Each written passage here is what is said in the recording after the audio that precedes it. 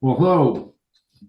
Welcome to the Safety for Nonprofits Town Hall meeting. I'm Jack Geiser, and if we can have the next slide, Sharon, thank you. I'm joined today by a number of our volunteers with Safety for Nonprofit. Just starting up in the upper right-hand corner with one of the first speakers after my comments is Mike Sample.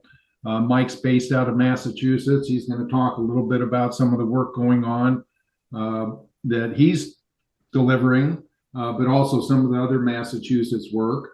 And then moving to the lower right, Sharon Schindel, who's at the controls of the slide deck and will be checking the chat for any questions or comments, is based out of Arizona, leads the Arizona S4NP team, and supports a number of nonprofit clients. Moving to the center, Stephen Mazzaros is based out of Pennsylvania, and also leads what we call our virtual state team. So he'll talk a bit about some of the tools that we have in our volunteer program. And then lastly, introducing up in the center top, Dave Crowley. David recently has completed his assignment as the treasurer for Safety for Nonprofits, and he's based out of Massachusetts, and he'll talk a bit about some of the collaborations that we're doing. So if you can just go to the next slide, Sharon.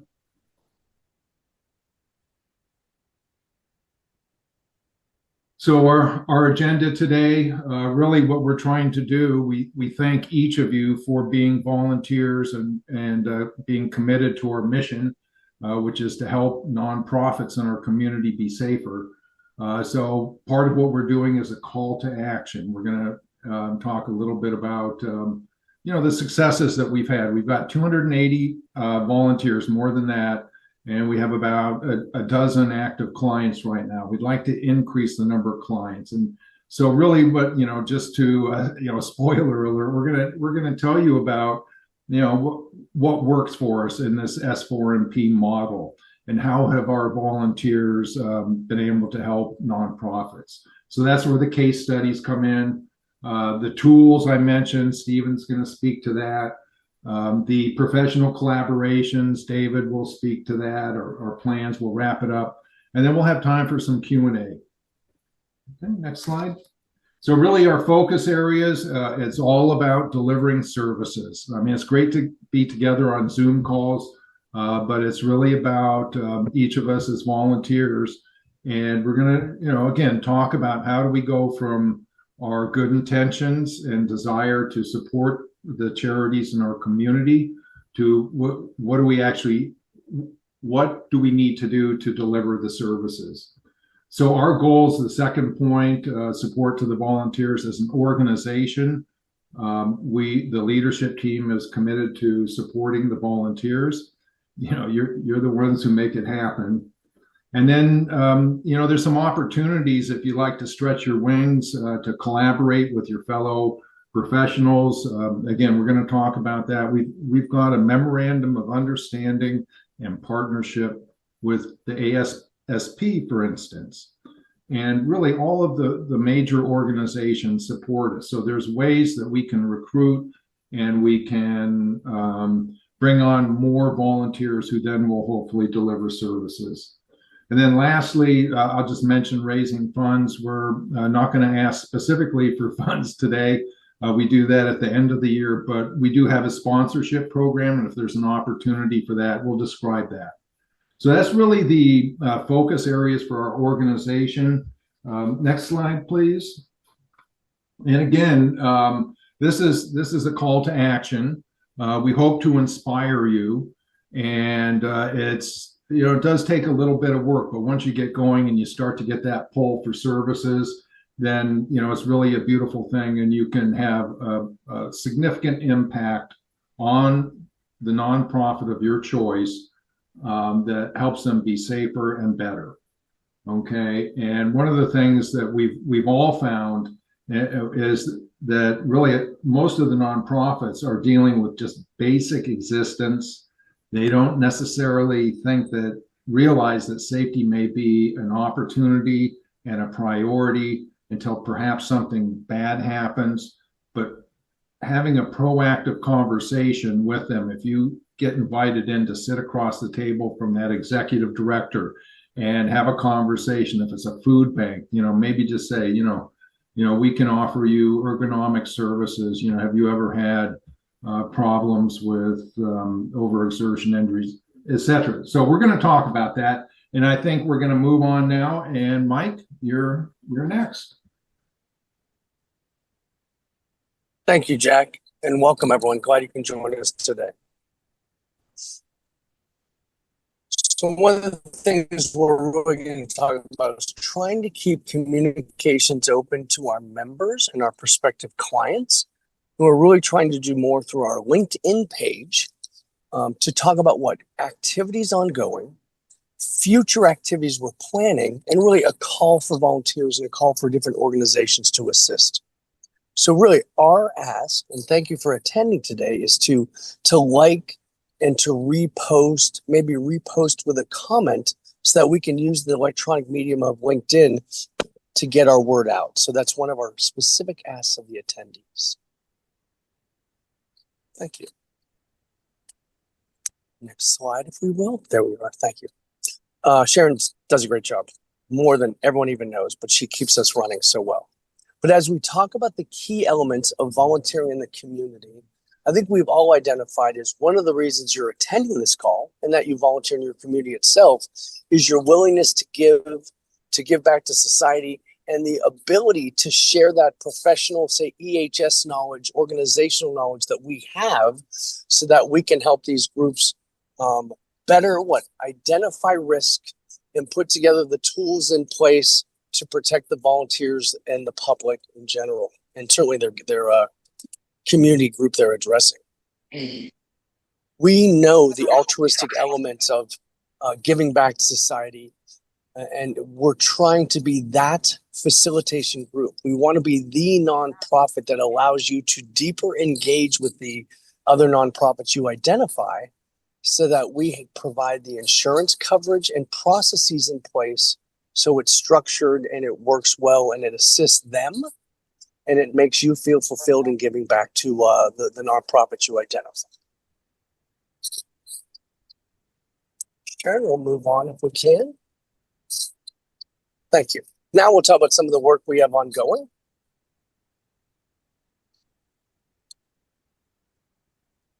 Sharon, do you want to address Colorado or you want me to address Colorado? I'll speak to it. I think you were going to talk about Colorado until I get to Arizona. Perfect, and thank you. So in the Tri-States CARES region or area, this nonprofit really reached out to us as they needed some assistance with their food pantry and the hunger situations we address in our country. So they followed our process of applying through our online application, and they identified that, hey, we are the type of group that S4NP would benefit. So we were able to meet with their leadership. We update some of their safety management plans and the process steps that they take. And truly, as Jack even alluded to, we were addressed the manual handling and the ergonomic and soft tissue issues that we truly associate with the food banks and the handling all that volume of produce and product. And then there was some other elements with ladder use, hand tool, and then some general food sanitation guidance that we gave them overall. A really good example of our ability to engage, and a great example for our group of that. Most of these nonprofits do a great job of servicing their community, but they might not understand where they're lacking in the safety elements, the EHS requirements. And so this is where we really came in and tried to address really the soft tissue injuries, which is probably their biggest risk factor. Thank you.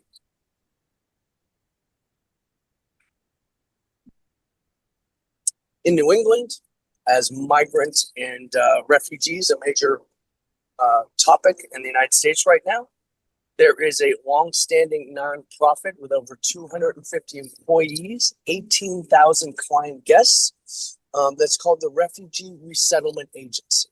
And they do just that. People who are leaving from hardship or are able to migrate to the United States, this allows them to make them aware of services that are available to them in the U.S.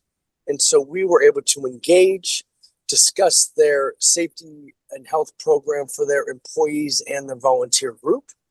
And our first phase one was a walkthrough and a JHA of all of their operations, addressing some ergonomic training and the workstations for their staff, and with multiple S4NP volunteers were engaged. It was really a good example of a state program, the Massachusetts program, leading with multiple skill sets to help them overall and address their risk. And this is an ongoing client with phase two active, which is still addressing their office ergonomics and some of their remote operations support so that we're reducing some of those soft tissue injury risks. Sure.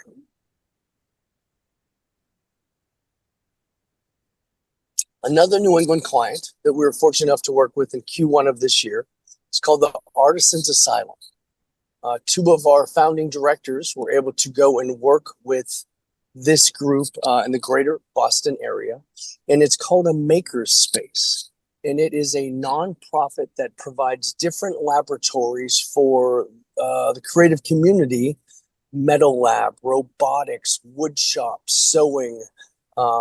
It's really quite significant of what they provide. But they reached out to us through our application process on the website. And our initial phase of work was to walk through their metal lab, which really did include welding, powder coating, sandblasting, all those things you would associate with metalwork, and burning with oxyacetylene torches, to really get them to understand that they were really close in how they were handling tools and equipment, but there were certainly some areas they could tighten up the process. We submitted our report to them. They have a brand new director of operations who we've engaged this week. And their last comment to us was, when can you come back? We're looking forward to working with you again. So I think we'll be putting that into a phase two and trying to get them scheduled probably for a July visit.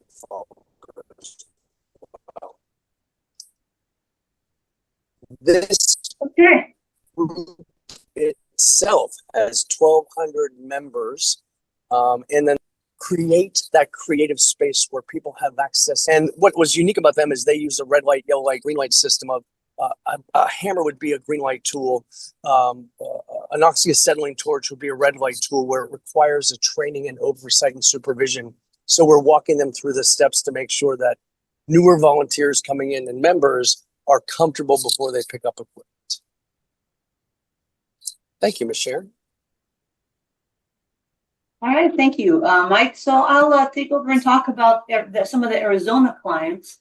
I think one of the interesting things is how do we end up with some of these clients, right? Sometimes we have ones like Mike mentioned that just stumble on our website and ask for help. Other times we've had personal engagement, and sometimes it's through our professional connections. So here is an organization called CSEP Pueda that we've been actually helping for a couple of years. We engaged with them actually after they were selected as a nonprofit that AIHA helped during their conference here in Phoenix. They had some AIHA members come down and we filmed a video and provided some help. And afterwards, we all agreed that they would be a great nonprofit to assist with safety for nonprofits. So in 2004, we had several Arizona folks come and do some in-person visits. This is also a kind of, as Mike mentioned, this is a maker space, and they specifically focus on robotic training for teenagers, but they have a large machine shop with, heavy equipment that has risks. And so they were very interested in us reviewing that and providing help. And then in 2025, I just checked back in with them and I said, hey, the new year, do you guys need any help? And they said, actually, what we really need is looking at our lockout tagout program. which was something that we had identified in the written report, and they needed some help writing. And so this is an example of where we were able to help virtually. We put out the call to our volunteer base via the newsletter, and one of our volunteers, Bonica Min, who is in Rhode Island, stepped up to help with them virtually, met with them with the phone, and helped them develop a written program to meet their needs.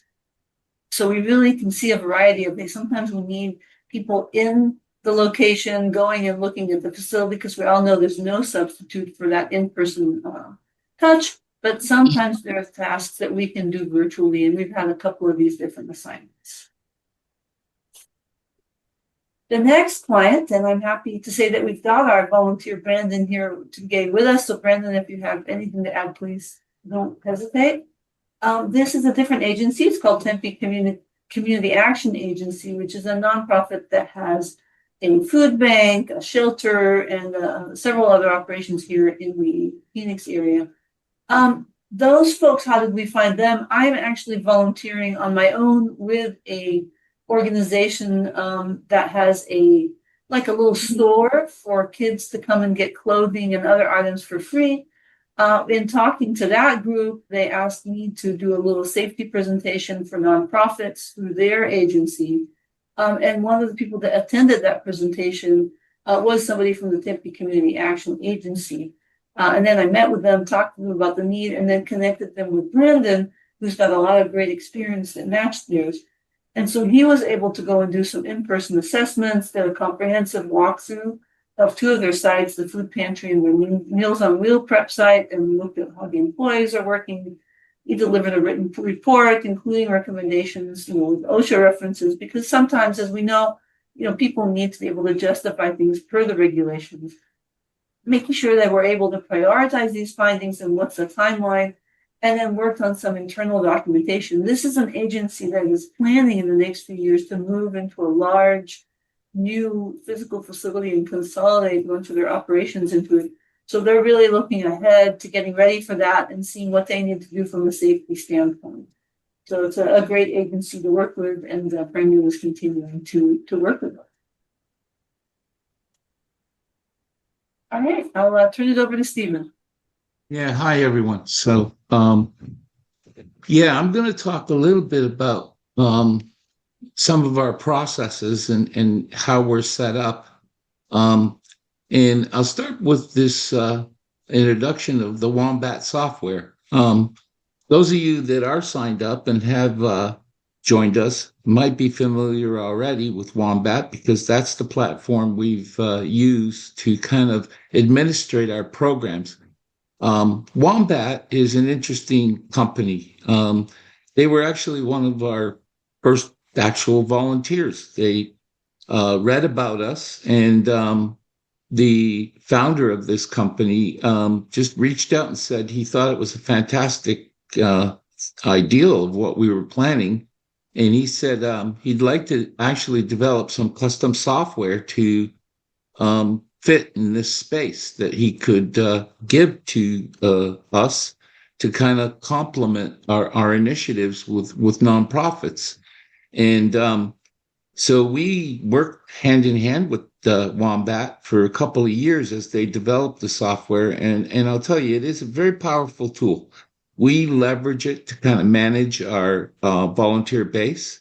And within it, we've been able to embed our code of conduct, our onboarding process. There's plenty of training tapes. It's now commercially available, and many consultants use it to kind of manage clients and sites. And there's a huge opportunity still to kind of utilize this software where we can actually use this with a client, set up an entire safety program. They can enter their employees' names. This will push training to them. We'll send out alerts, track it, and monitor, where people are at with the implementation. So it provides a really complementary management system approach towards, implementing programs with clients. So Wombat's a pretty instrumental tool. And if we go to the next slide, it becomes very valuable to us because as I said, it provides that management system platform, and it allows us to kind of administrate our onboarding processes, but clearly gives us a way to kind of, share our information across our community. So if someone has a best practice, such as right now, Sharon's working to develop, say, a lockout tagout, we can easily put that in the library, and it can be picked up by, a volunteer that's maybe working in the future with another nonprofit. So it creates a very nice platform for us to do that. And it kind of leads into some great way for us to also document that people have gone through the processes, have done the training. And, if we ever get in a situation where we have to kind of prove from an insurance standpoint that we've kind of checked the boxes, it's a way that we can ensure that everything's kept in one place. So with that, the next slide, please. So, at first, hey, it was easy to manage a handful or two of volunteers, but we've kind of grown quite successfully over the years. As Jack had said, then I apologize. This slide's a bit dated. We're up in the 280s now. I know if your state's not shaded, I apologize, because I know we have presence in, say, Kansas and South Dakota. And so we probably need to kind of, do a little work here. But, we've grown quite rapidly. And so having that presence becomes, it's so important to have a platform to use that kind of tracks where we are with our volunteers, and that people have gone through, the right level of training and things like that. Our success is fantastic. We have the state programs, which are pretty active in and it's a nice model to follow. But many of the states that we're operating in, we don't have a kind of central type approach. And so, and part of that's because we're so spaced out. And as we grow, we'll be trying to bring other states online. But right now, Howard and I are kind of managing the virtual program, which is all those states other than Arizona, California, Colorado, Ohio, and Massachusetts. For those five, we have actual state leaders and teams. And so that seems to be a nice model. We're also getting a lot of interest internationally. This year, we discovered that our liability insurance does kind of extend beyond the borders. So we are picking up some activity up in Canada. We've had couple people, approach us from Africa and also from Europe, and a strong presence in Ireland. So that there's activity everywhere, and this is a topic of interest. So with that, next slide, please.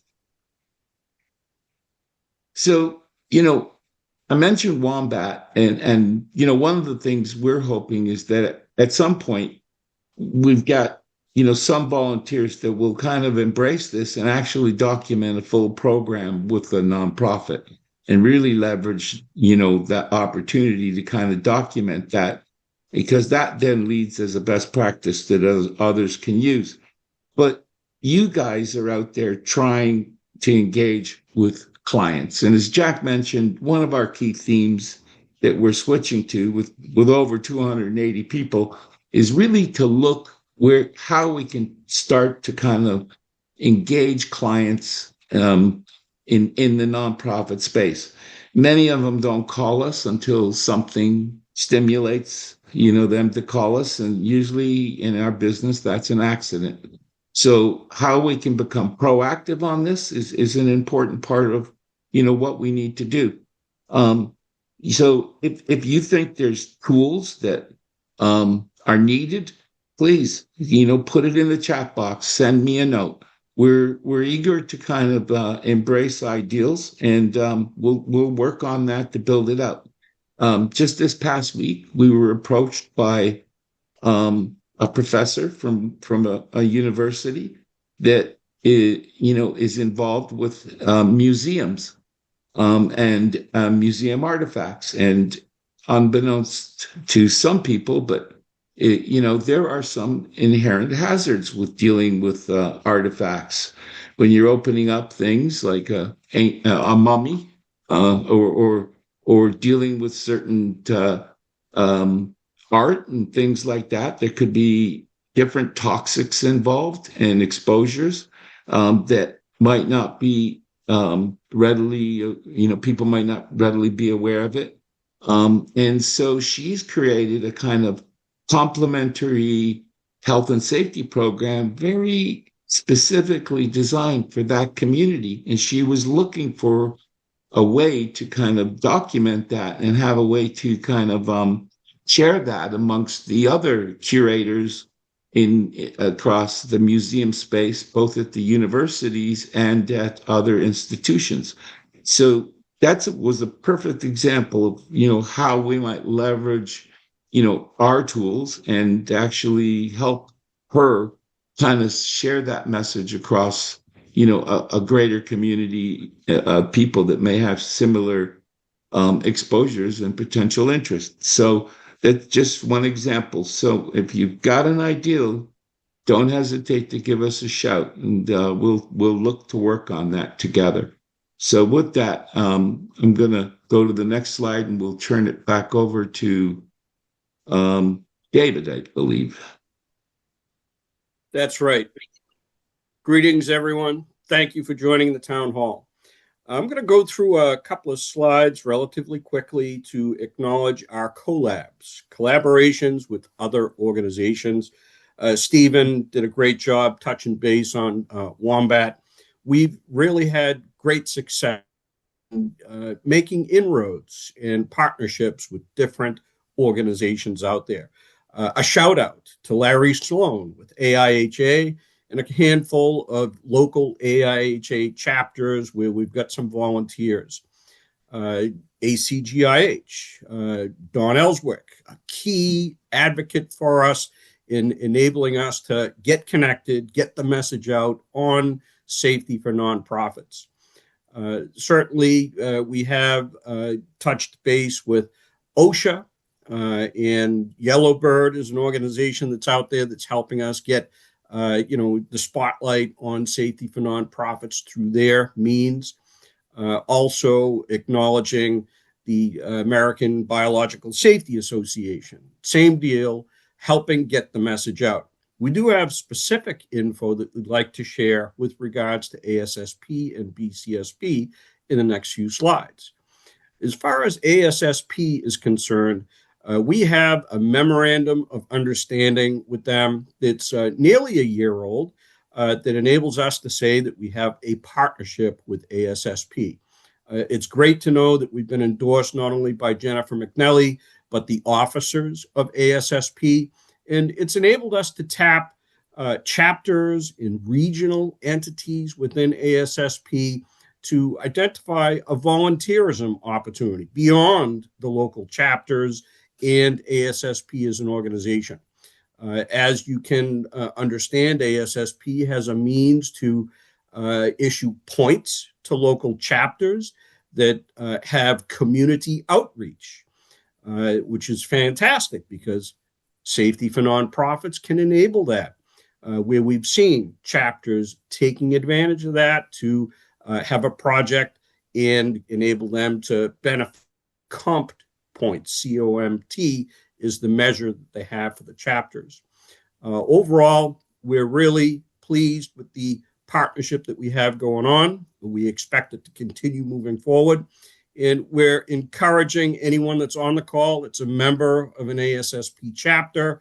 If your chapter has not yet heard about safety for nonprofits, let us know.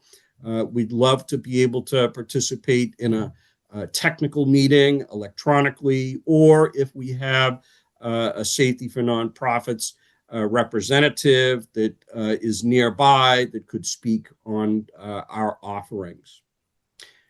BCSP is next. Want to be able to acknowledge that BCSP has been a solid relationship with safety for nonprofits. We've had a couple of webinars more recently, again, helping get the message out on Safety for Nonprofits, where we were able to address and identify the connecting dots of professionals that have credentials with BCSP. What am I talking about? CEUs, COCs, enabling people to take advantage of the means to volunteer with a nonprofit. And as you apply for your renewal of your credential, if it is something that you're not already doing, Safety for Nonprofits can give you that mechanism to take advantage of that, to give you an extra point. Some that's valuable, particularly if you're working for an employer that's not readily giving you money to go to a conference, or maybe you just can't take the time off from work. Volunteerism is an easy way to do it. As Sharon had indicated earlier, we've got a virtual platform that Stephen heads up and enables us to, really give an offering with Stephen and Howard spearheading that. It gives everyone an opportunity to participate in one way or another. Great. Okay. As far as our outreach is concerned, we want to give a shout out to a couple of volunteers that are out there. Carrie Gurman is one of our executive committee members and volunteers, and he recently provided an introduction to the Orange County chapter of AIHA, as well as the Orange County chapter of ASSP. Carrie's been moved from Arizona to California, and it appears as though that we're starting to get things on the upswing in the state of California. Thanks to Carrie's involvement. It could be that we have some California reps on the call today, and if so, that's fantastic. We've got some momentum. We want to keep that going. In the center of this slide, we see Nancy Orr and Brian Seal. Nancy presented at the Central PA Safety Conference. Brian is a representative of IUP, and there's an opportunity for us to connect with students at the IUP, Indiana University of Pennsylvania. We have had some projects with students. It's a resource that we want to be able to tap. It gives students an opportunity to build their resume and get some boots on the ground involvement by students as opposed to in the classroom. And it's great to know that that type of activity is an opportunity for us as we move forward. Lastly, I do want to be able to give a nod to Barry Badaw.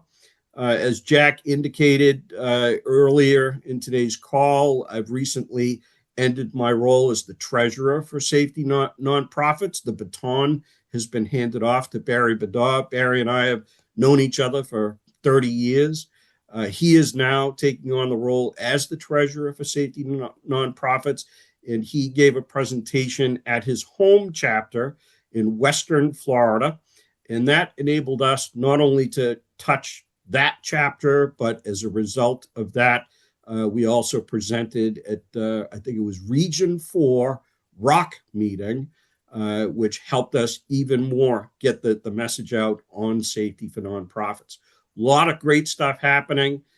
We do have a bank of library of presentations that we have. And certainly, one thing that we want to be conscious of is to make certain whoever it is that's given those presentations is well rehearsed and understands all the aspects of Safety for Nonprofits. For some on the call, we're going to talk next about getting things going. We do have a means to be able to establish a project. We have a go, no-go process in place. These are the details we want to make sure that folks that are presenting on behalf of Safety for Nonprofits are intimately familiar with, so that if questions do come up, we're able to respond right then and there. With that, Sharon, I think that's my last slide. There we go. Okay, great. David, thank you so much. So I'm just going to wrap up. I think you've heard the major themes about, how we can help the nonprofits in our community. We're really agnostic on that.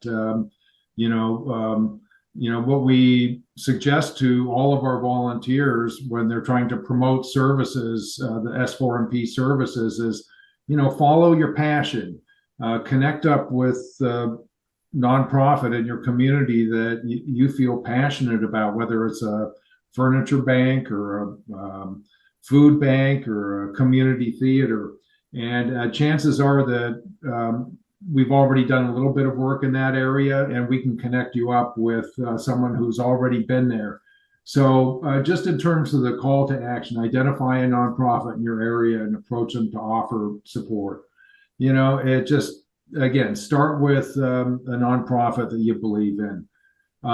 If you get the ask, and again, I think we all as professionals know how to start conversations in kind of open ways to engage people. The example was the food bank. There's a lot of material handling. You need to say, hey, how's, are you doing okay? Do you need, do you use any particular lifting tools? Or the concerns you have? And pretty soon one thing leads to another and you get pull for services. They say, we'd really like to have someone with that expertise. Now, you may not be an ergonomist, but within the local ASSP chapter or the AIHA local section, you probably know someone who's expert and would be willing to partner with you to service that nonprofit.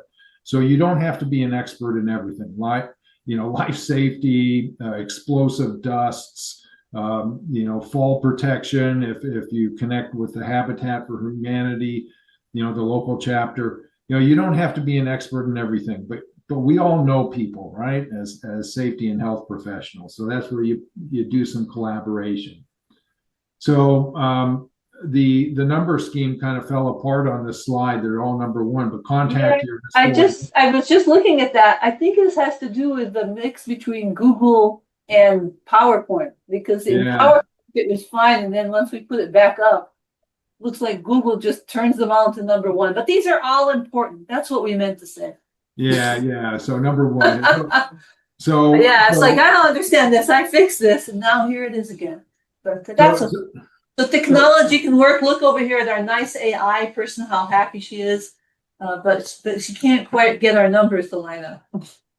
So the contact your S4NP authorizer. So this is, what you want to do is you want to connect with someone, either Stephen, Howard, David, Sharon, someone who's on the executive committee. You can just reach out to any of us. You need to connect with one of us. And depending on what state you're in, if you're, in Colorado, we're going to connect you up with Cassie Braun and Jeff Stump, who are the co-leads. But if you're in Utah, probably you're going to connect in through Stephen Mazeros, because he runs our virtual state programs for where we don't have a team established. So anyway, the point is that under our scheme for making sure you're protected by the corporation when you're doing this work and you don't get tangled up in litigation and you're covered by our professional liability insurance, we connect you with an authorizer. So we make it easy. We won't bore you with the details. So as David said, we have some tools. We make sure that we stay within scope, and we stay within the scope of our professional liability insurance. So for instance, we don't get directly involved in asbestos abatement work.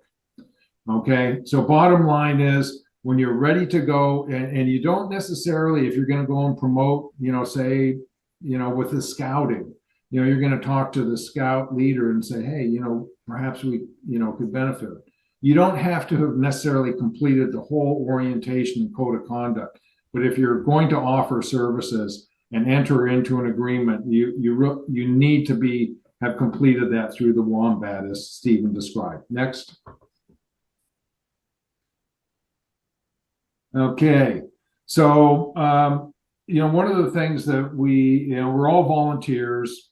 We're a self-funded organization. We just launched here this year a sponsorship program. And I know that many of us who are with organizations, they may be looking to affiliate with and sponsor worthy nonprofits that are doing community good. And we think we certainly fall into that category. So if you're with, an organization that, has some sponsorship money, we have a 3-tiered system. of bronze, silver, gold, and we would love to get sponsors that really will help us with the sustained operations for our organization. So if you think that you're part of an organization that can help us in the future, please reach out to myself or any of us on the executive committee. Next. So just wrapping it up, again, we want to grow the number of clients that we have. We got a good thing going on here. The nonprofits that receive our services become better. They become safer. This is a good thing. So please reach out. You can introduce S4NP to your local chapters and sections. You would want to connect up with one of the executive committee members who would join you and help with the slides and help with the presentation. So we're growing the volunteer base. I think this morning I checked, it's up to 281. And just another example, the last point is that we have a number of volunteers who are working on special projects, one of which is the safety handbook template. So Sharon Schindel has been hosting that, and we have several volunteers who are working on that. That'll become another tool, just like the food safety toolkit that one of our volunteers developed. So there's a number of opportunities to get involved. And so lastly, we're going to open it up, and we want to thank you most sincerely for volunteering. And myself and other members of our leadership team are here to support you. And we'll open it up at this point. Anything to add from any of our leader team? I know Howard Lefkin is on the call, and David, yes. Yeah, Jack, I know one of the participants did ask about presentations to ASSP and if we had slide decks that were on the website. The answer is no. But as Jack indicated, if you've got a twinkle in your eye and you're interested in helping host a discussion with your local chapter, please, send a message to the info@safetyfornonprofit.org, and we'll get you hooked up with an individual that can be considered an authorizer, as Jack indicated, and we'll get things rolling ahead. We do have basic marketing materials in Wombat, brochures that you can give to nonprofits, and kind of a short intro slide deck that's more client facing. But then, yeah, like Dave said, the specialized content, we've got that kind of on our shared drive, and that way we can help you customize it for your audience. Yeah, we have for clients, if you're going to go knock on doors, we have a trifold brochure that describes the services, opens up the conversation. I also have used commonly a one slide that just summarizes what we're about and then provides a QR code for a client to request services. So we have a number of those tools. I think the best thing to do is affiliate with, one of the leader team. And then, when you want to get going, then we run with it. I know, a number of you have done that already, and we thank you. Any questions? Howard. Yeah, Jack, I wanted to mention that one of the ways that we've become known in the nonprofit community is through state nonprofit aggregators. Almost every state has an organization that supports nonprofits. For example, in Massachusetts, we've been working with the Massachusetts Nonprofit Network. In Arizona, one of the ways that we obtained clients and were able to help clients was through the one of the Arizona nonprofit organizations. So if anybody out there is interested in finding out how to reach out to your state nonprofit group, you can contact one of us and we'll kind of walk you through that. But we've been very well received with the nonprofit organization leadership who recognize the importance of what we can offer to their member organizations. Yeah, we've gotten some clients that way here in Arizona through that same kind of state-based aggregator. So they've found us listed on their website and reached out to us.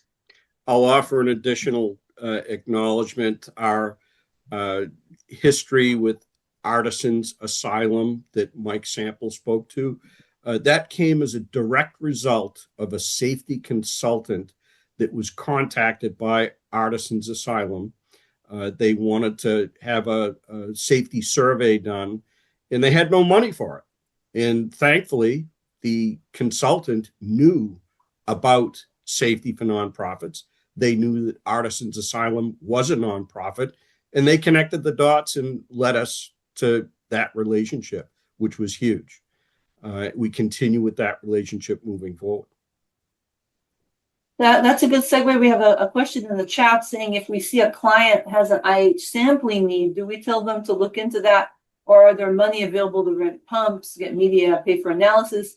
We haven't run into this exact thing yet, but we generally would not supply that kind of money. In our terms and conditions contract, we've got something that talks about if there's a need for, spending money, that would probably have to come from the client. In any case, that would get covered as part of our go, no-go process, where we really look at, are we the right people to support this, or do we need to refer them to a consultant? And we do actually have a partnership with Yellowbird if we need to refer them to a consultant that way.